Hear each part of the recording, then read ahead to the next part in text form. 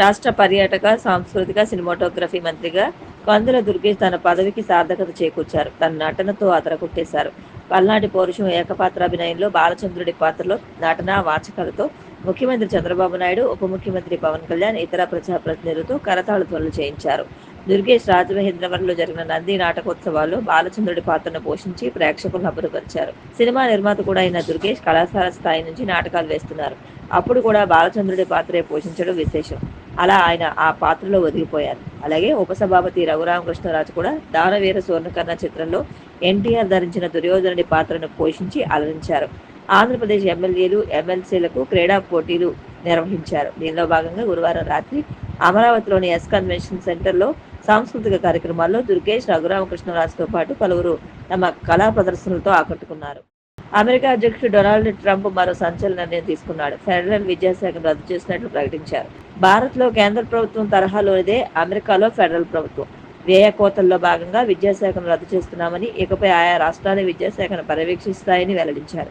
విద్యాశాఖ రద్దుకు సంబంధించిన ఫైలుపై ట్రంప్ సంతకం చేశారు.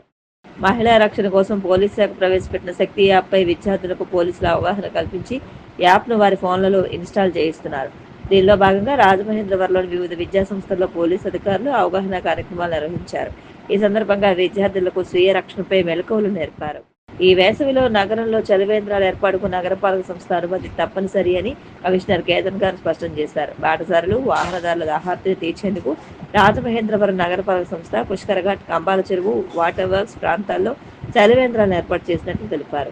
దాతలు, స్వచ్ఛంద సంస్థలు గోకవరం బస్టాండ్, జేబీ చౌక్ కూడలి, పేపర్ మిల్ దగ్గర, కోరకొండ రోడ్లోని మామిడిపళ్ళ మార్కెట్, క్వారీ మార్కెట్ కూడలి, లాలా చెరువు జంక్షన్ వంటి ప్రాంతాల్లో ప్రజలకు ఉచిత తాగునీరు అందించనున్నారు. చలివేంద్రాలు ఏర్పాటు చేయడానికి ఆసక్తి గల సంస్థలు మరియు సంఘాలు నగరపాలక సంస్థ నుండి ముందుగా అనుమతి పొందవలెను. అనుమతి కోసం ఏఈని 9849908350 ఫోన్ నెంబర్లో సంప్రదించాలని సూచించారు.